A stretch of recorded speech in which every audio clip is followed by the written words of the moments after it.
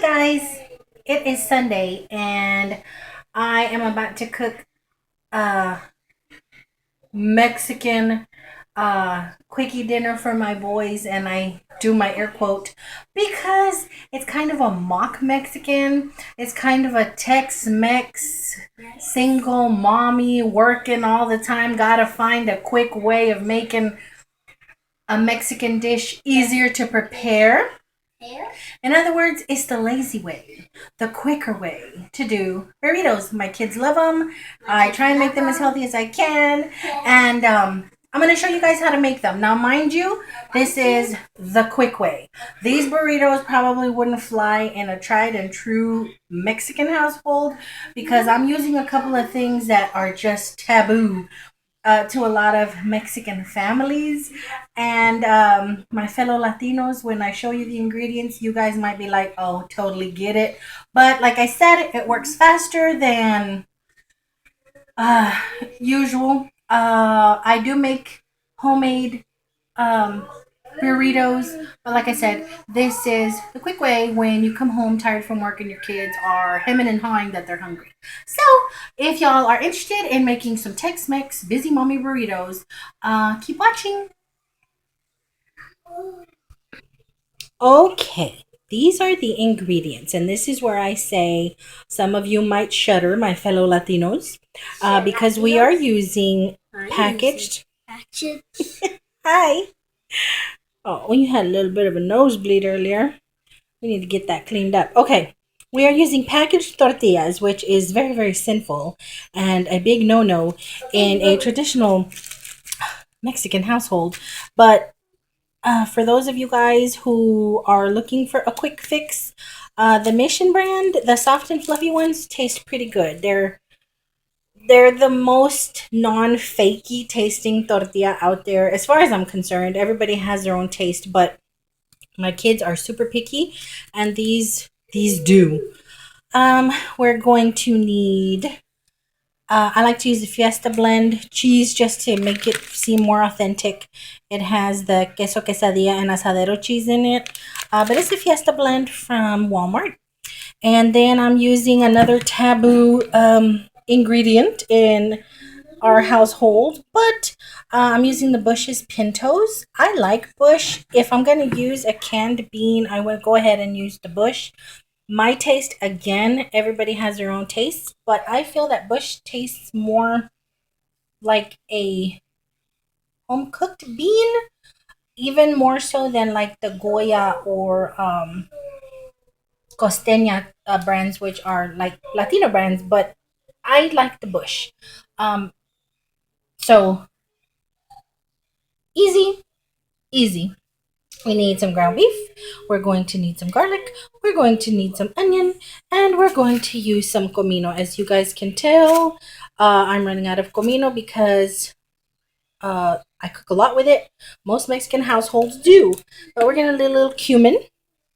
The tools you're going to need if you don't have them, and let me familiarize you with them, are a garlic press, a molcajete, um, lava rock, tried and true. This was my grandma's, guys. This was my grandma's, passed down to my mom, and now it's in my little house, and it's old and worn. And I kid you not, this stone was huge back in my grandma's days. But it's a molcajete.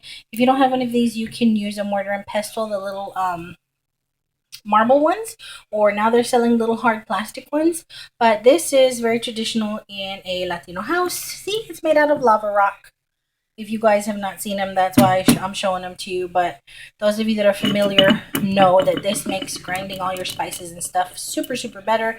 Just like makes the oils and the cominos and everything else just come out better. Also, we're going to need a comal.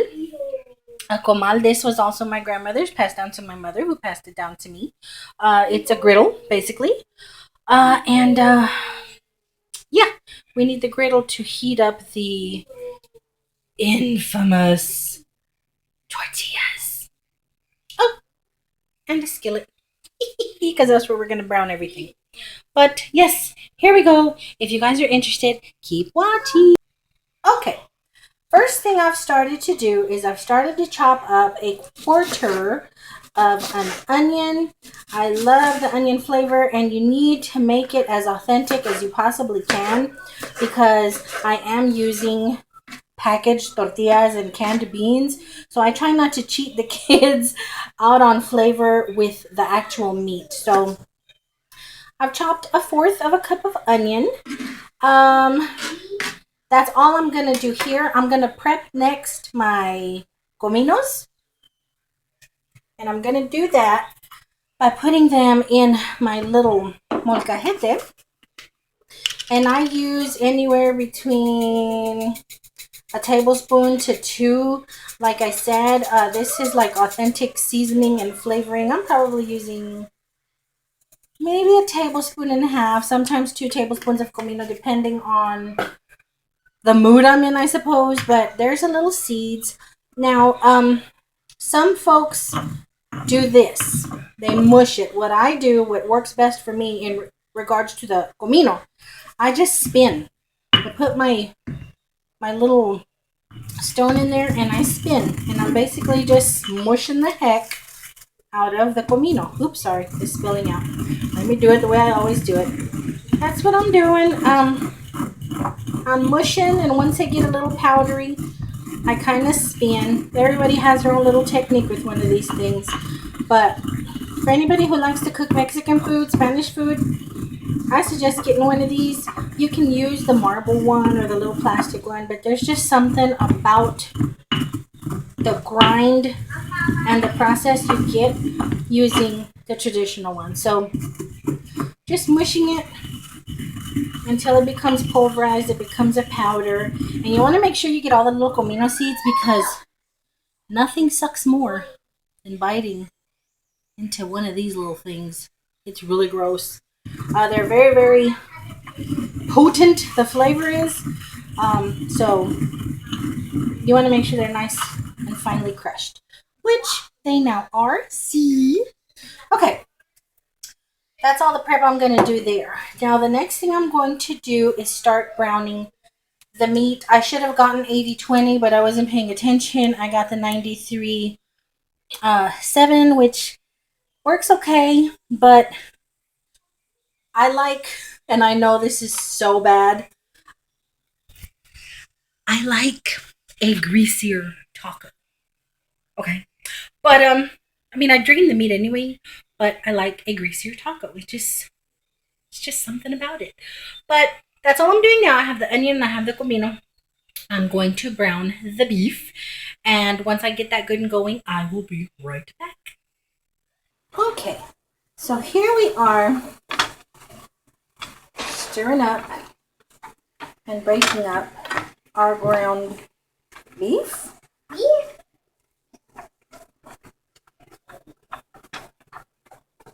I may need to put up the heat because I'm telling you, these little guys are in here sniffing around, wondering what the holdup is. But I just break it down some just to get the cooking started. Now, what I do, a lot of people might not, but what I do, I go ahead and sprinkle the comino on top of my raw meat just so I get it mixed in as it cooks. So just sprinkle on top and cook away. I'm going to let this cook a little while before I add the onion because I don't like the onion completely soft. I don't mind a little crunch in it when I chop it small. But I'm just going to brown this up a little bit. Let it cook and I'll be right back. Okay guys, I've let it cook some. As you can see, I'm still breaking it up. I'm very, very anal about the size of my ground beef for burritos and tacos. So I'm constantly mushing and breaking it apart. At this point, there's some brown, there's some red. I put in my onion. And I crush my garlic. Now, I love garlic and comino in this. Because, like I said, I feel like I cheat my kids on the authenticity by using the tortillas from a pack and canned beans. So when I do it this way, I like to make sure that my meat is seasoned really well. And that it tastes like taco meat or burrito meat. So I'm just crushing a large clove of garlic. Eek! Making sure it's all pulverized and crushed and yummy. And just putting it in the meat. I love garlic in this stuff, so I might use a smaller clove as well. Not sure. I go by the smell, really. If I can smell the comino and I can smell the garlic, then I know it's seasoned good. At this point, I crush in some black pepper, the little black pepper cloves, which you can also, if you have them, crush in your molcajete, but I don't have any loose ones. I just have my little grinder. So I do some of that.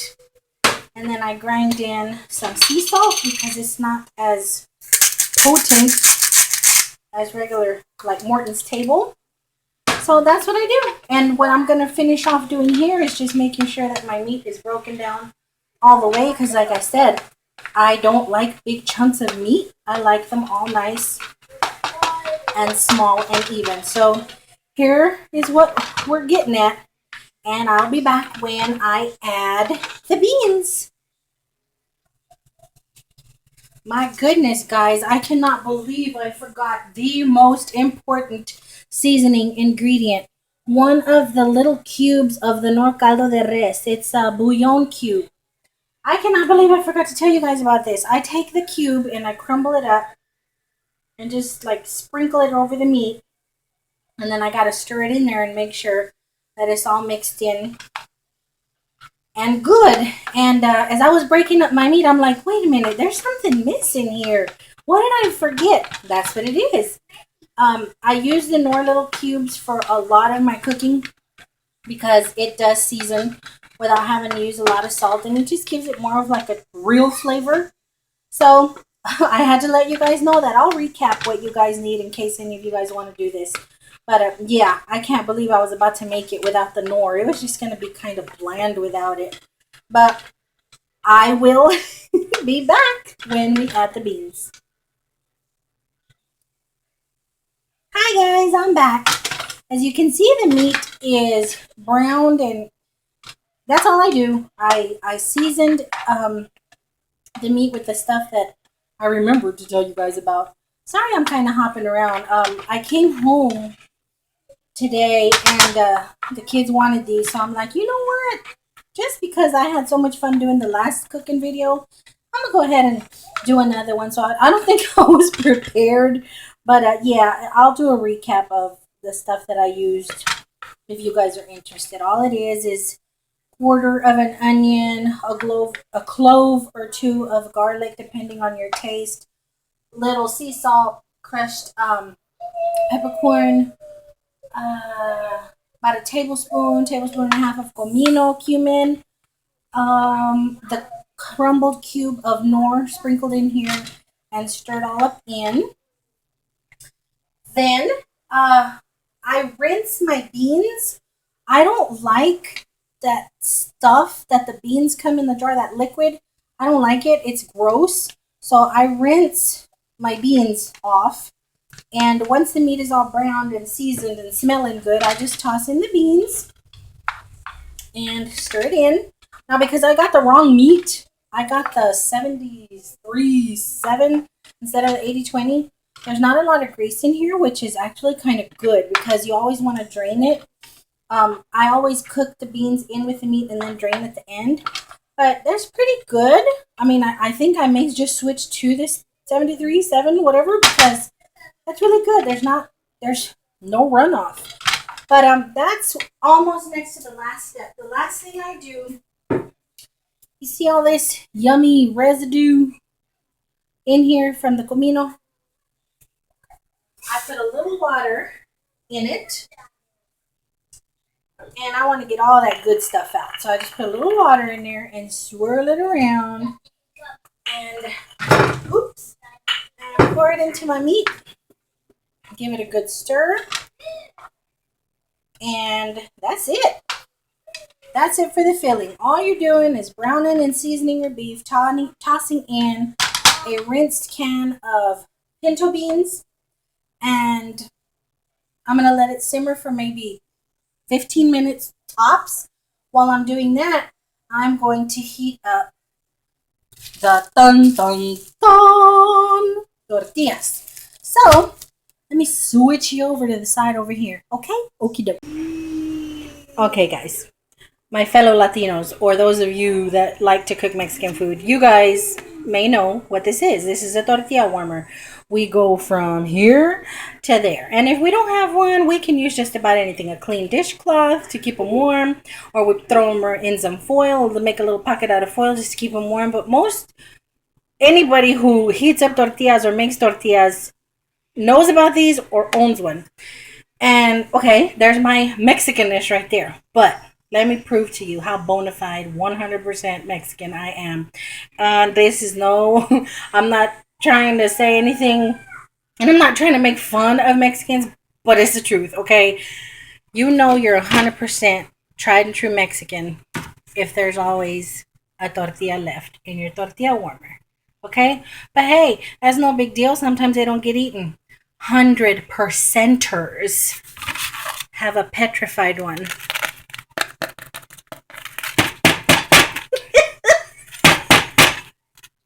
Do you see this? Do you hear it? That is a petrified tortilla. Honestly, from a day or two ago. But this right here, folks, guarantees that I am 100% Mexican. You can deny it all you want, but yeah, this happens in a Mexican kitchen. But all I'm going to do now is heat up my missions and toss them in there. And then we are going to stuff a burrito. Okay, here I am about to get everything ready to stuff my burritos. And I realized I have yet another Mexican kitchen thing to show you guys. We're very resourceful. And I didn't feel like going down into the cabinet and getting the lid for my pot because I'm hot and the kids are hungry. So necessity is the mother of invention, y'all, because I used my burner cover. Yes, I did. I'm using my burner cover as a lid. But all we're doing now, I have the comal de griddle on medium heat, and I'm putting my little missions on there and heating them. I don't even know how long, honestly, to tell you. Couple seconds on each side. But these really are good, guys. I'm over here joking around and messing around. I really am. But these taste really good. These taste good. Oh my goodness gracious, sorry. Oh, I'm glad I can see what is being put out there. Here, let's do this. These are really good. If you have to buy a packaged tortilla for time's sake or whatever, the missions are not bad. But get the soft and fluffy because the soft and fluffy tastes more authentic. So we're just flipping tortillas. Ugh, y'all see my monster? I have no business eating burritos. I really don't. But I do. Anywho, I'll come back with the stuffing. Oh. Alrighty, guys. So here we are at the final step to dinner. And I am really liking this 73.7 meat. I didn't even know there was a 73.7 meat, but there is no runoff. There is no grease. At this point, right before I serve, I drained the heck out of it. There was no grease, and I am loving that. So from now on, I'm doing the 73.7. But all we do, grab a hot tortilla off of the comal. Depending on who you're feeding, I'm going to make this one for my little dude, and he eats like a little bird. So I just put some of the filling right in the middle. See? Sprinkle some cheese on top. He loves cheese, so whatever I got to do to make him eat. Then just roll. Push back. Hot and roll. And I squish it for my little guy because he has a little bitty mouth. But there they are. You can, for me and my oldest, I'll do sour cream and salsa for mine. Salsa only for him. Use this one I have become addicted to this all over again. The cholula. This tastes really, really good with that, either on the inside or what I do. I kind of paint it all over my tortilla and then smear a little sour cream over it. But this is really, really good, you guys, and it's not expensive at all. But there you go. That is little man's burrito, and I'm gonna make quite a few more for the rest of us. Ew, sorry. Quite a few more for the. Well, it's dinner time. I'm gonna make a few more for my big dude, and we're gonna sit down, throw this stuff on some paper plates because it's summertime, and with the kids at home, my kitchen is always open. Can you imagine all the dishes if I didn't use paper plates? But he's just not realizing this is a new camera and he can actually see himself. But it's dinner time. What are you gonna have for dinner? Burritos. Burritos. Alrighty, so until the next go round, until the next time I wanna enlighten you with some yummies. Have a good night. Have a good dinner, whatever. And see you soon. Bye. Bye, dinner. Where are you?